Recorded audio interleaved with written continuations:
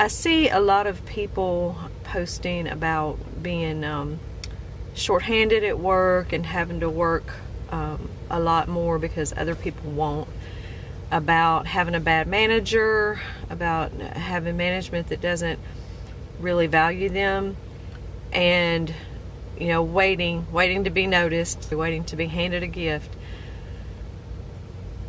The first thing that we have to make sure that we're doing for ourselves is getting clarity. Okay, clarity, always. Clarity in what we want, clarity in what we don't want. Really clear on what you will do and what you won't do, what's important to you and what's negotiable. So what's non-negotiable, what's negotiable. Those are all things you have to get really clear about. And you have to take that and use it to figure out if you're wanting to stay in the situation that you're in and learn from it, gain the experience, or if you need to make a plan to change your situation. So if you have a manager that you're learning from, if you have a job that is serving you and giving you that experience that you need, great. Figure out what you need to do to show up, add value, and lead at that job every day. And if that is your chosen path, then do what you need to do to advance in that path. However, if you don't have a manager who serves you, if the job that you're in right now isn't aligned with your overall end goals, and you need to make sure you have those goals and you're clear about them, then start making the plan to make the changes that you need to make. I'm not saying you necessarily need to quit your job or do something different. I'm just saying that up front, get clear with what you want.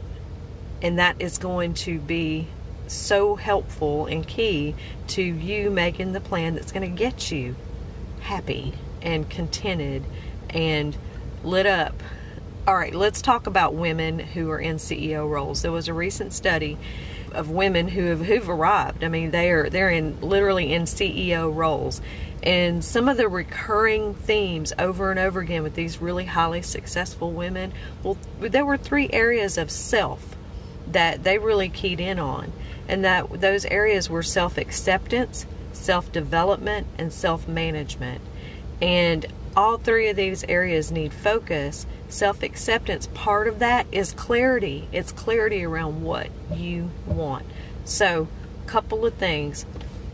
Get clear on what you want, what you will do, what you won't do to get there, what's negotiable, what's non-negotiable, and start making your plan to get there. Something else, I talked about it a little bit yesterday. If your manager is not your champion, if you don't have an advocate, go find one within the organization. I'm not saying you have to leave your job to go find a better manager if everything else about the job is serving your plan, is serving your purpose. Find an advocate within the organization who's influential, who can help you. Also, if you are thinking that you can't advance because you don't have the education, there may be some doors that are closed to you right now because of a lack of a certain skill set or the lack of an education or a certain level of education. I'm a big advocate that experience makes up for a lot of lack of education, but there may be certain areas that you want to go into that you absolutely won't get the door open to you without that education. Again, if you're very, very clear on what you want, what your end game is, then you can make a plan to get the education. Don't use time as an excuse or lack of time. Don't use lack of money as an excuse. If it's important to you, you will find a way to make it happen. Find out if your current employer does any kind of tuition reimbursement. And even if you don't think you have time to do it right now, look into getting the classes or the skill sets that you need and having them pay for it. Be sure and do that, because I think this is an underused benefit at a lot of companies because people think, oh, I don't have time. It's about priorities, and it becomes a lot easier to manage priorities and to create the time that you need and to take ownership of the time that you need when you're real clear about what that end goal is, because you can make a clear path.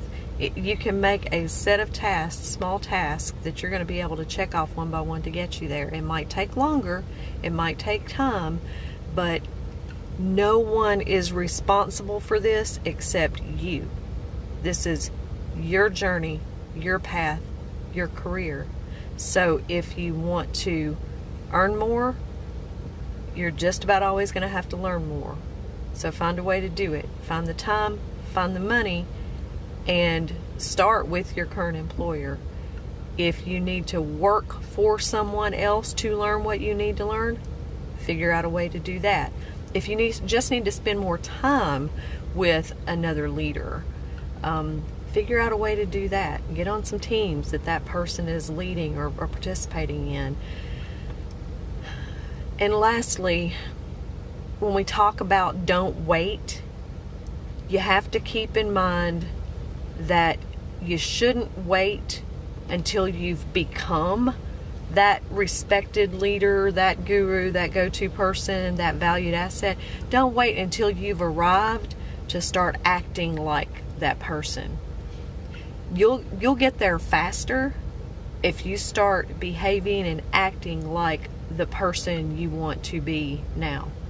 So as you make decisions about how you're going to respond to situations, as you make your kind of your journey map or your path to get you there, be thinking about what that person that you want to be would do. And again, that's going to bring you a lot more clarity in how you need to act and what you need to do and the steps you need to take.